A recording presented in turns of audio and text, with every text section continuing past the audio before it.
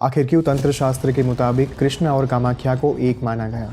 ऐसा क्या हुआ था कि एक मनुष्य जो एक समय पर माँ कामाख्या का बहुत बड़ा भक्त था, वही मनुष्य समय के चलते माँ का सबसे बड़ा शत्रु बन गया?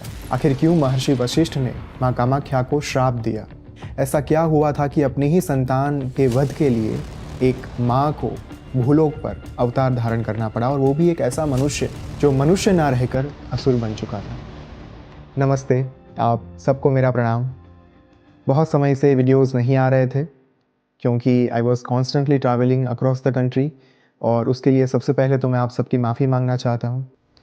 जैसा कि मैंने आपको वचन दिया था, माँ कामाख्या के उस वीडियो पर पहले भाग पर आपने बहुत ही ज़्यादा प्यार बरसाया, और मेरा कर्तव्य है कि आपके लिए माँ कामाख्या की और रोचक कथाएँ जो हैं वो लेकर आऊँ। तो आज एक ऐसी कथा मैं आपके लिए लेकर आया हूँ जिस कथा के माध्यम से भगवान कृष्ण के प्रति आपका दृष्टिकोण हमेशा हमेशा के लिए बदल जाएगा। तो हुआ यह था कि एक बार जो भूदेवी हैं, पृथ्वी माँ जिसे हम कहते हैं, जिसे वसुंधरा, वसुमती, वसुधा के नाम से जाना जाता है, वे माँ गर्भवती हुई, और जो भगवान वराह थे उन्होंने माँ को अपने सींग पर धारण किया था, और इसी कारण से भगवान वराह को माँ भूदेवी के अर्धांग के तौर पर, पति के तौर पर स्वीकारा गया है। और इसी कारण से जब आप दक्षिण भारतीय मंदिरों में जाएंगे, वहाँ पर भगवान विष्णु के स्वरूप के साथ, उनकी उत्सव मूर्ति के साथ माँ लक्ष्मी की अर्थात श्री देवी की मूर्ति, और साथ में माँ भूदेवी की मूर्ति भी आपको प्राप्त होगी। तो इसका कारण यही है कि जब भगवान वराह ने भूदेवी की रक्षा की, उस समय पर उन्होंने माँ को अपने अर्धांगिनी के तौर पर स्वीकार किया था। तो उन्हीं के द्वारा जब माँ गर्भवती हुई, तो उस समय पर देवताओं को ये ज्ञात हो चुका था कि जब भगवान विष्णु की संतान इस भूलोक पर अवतार धारण करेगी, जब स्वयं पालन करता देव उनका अंश इस भूलोक पर जन्म लेगा, तब वो कोई सामान्य अंश नहीं हो सकता, वो बालक सामान्य नहीं हो सकता।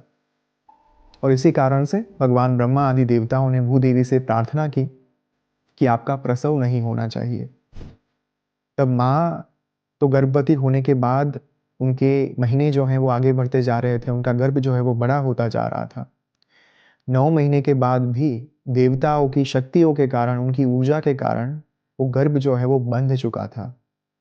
माँ को प्रसव पीड़ा का अनुभव नहीं हो रहा था, और बालक बाहर आने को तैयार ही नहीं था। जब बहुत समय बीत गया, बहुत सारे महीने बीत गए, 2 साल बीत गए, कई सालों का समय बीत गया, उस समय पर भूदेवी को प्रसव पीड़ा का अनुभव होने लगा, किंतु फिर भी बालक बाहर नहीं आ रहा था।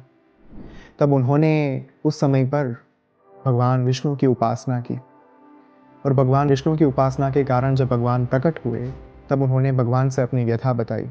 भगवान ने इतना ही कहा कि आपको थोड़ा समय और प्रतीक्षा करनी होगी।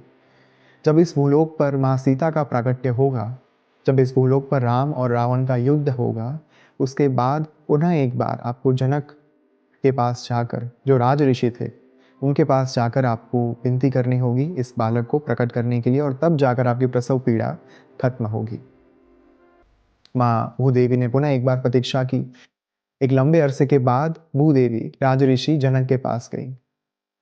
वहां पर जाकर उन्होंने देखा तो राज ऋषि जनक एक संतान की कामना करते हुए प्रार्थना कर रहे थे, और भूदेवी ने उन्हें यह वरदान दिया कि आपके घर पर बहुत ही जल्द एक पुत्री का अवतरण होगा, जो इस विश्व को, इस युग को बदलने का कार्य करेगी, और साथ में अधर्म का नाश करने में एक सहायक बल साबित होगी। और कुछ अरसे के बाद हम सबको पता है माँ सीता का जन्म हुआ जमीन से। तो जब भूदेवी ने माँ सीता को जन्म दिया, उस बच्ची को लेकर जब राज ऋषि जनक अपने महल पर आए, तब माँ ने उनसे एक वरदान मांगा, एक वचन मांगा।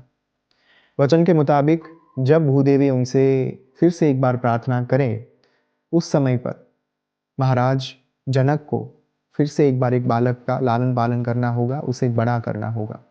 राज ऋषि जनक ने उनकी बात मान ली और उनके वचन को स्वीकारा गया। एक लंबा अरसा बीत गया, भगवान राम और रावण का युद्ध हुआ। माँ सीता के कारण जो अधर्म का विनाश होना था और धर्म की स्थापना होनी थी, वो उद्देश्य परिपूर्ण हुआ।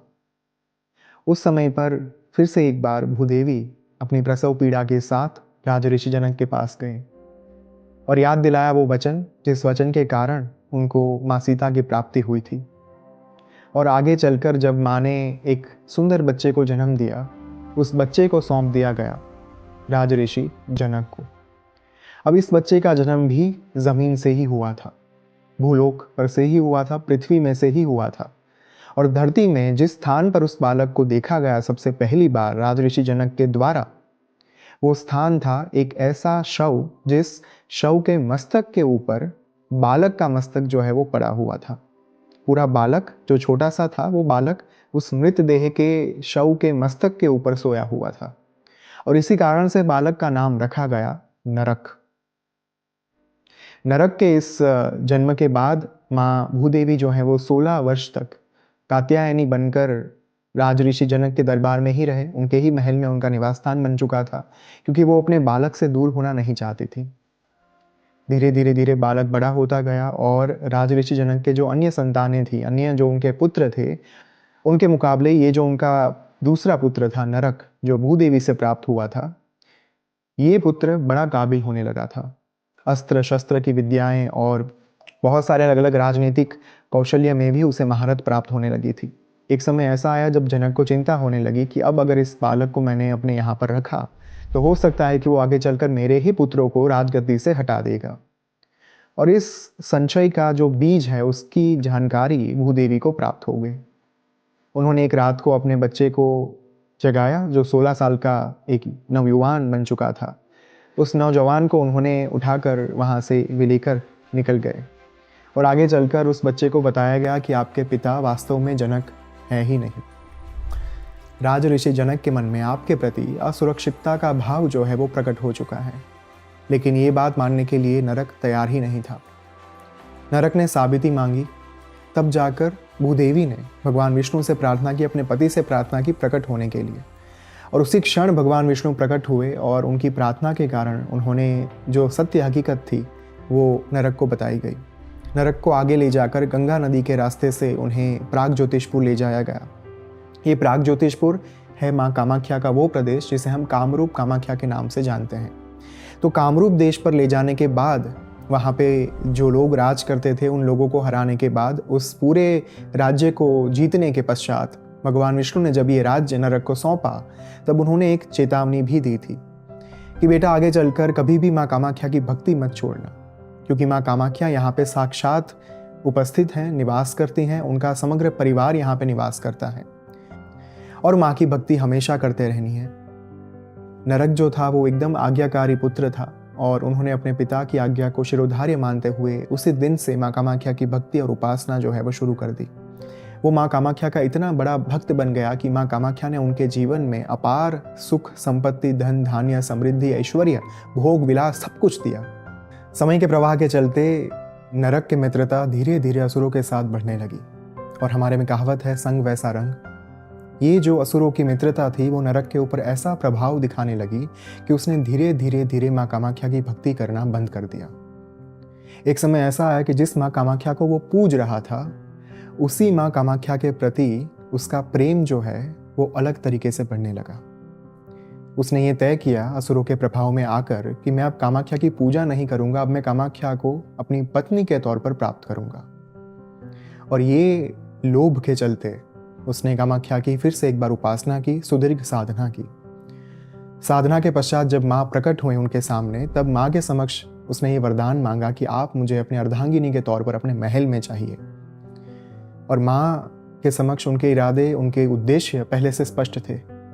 माँ ने भी एक चुनौती उनको दी कि मैं तभी आपकी अर्धांगिनी बनूंगी जब आप मेरे लिए कुछ करोगे।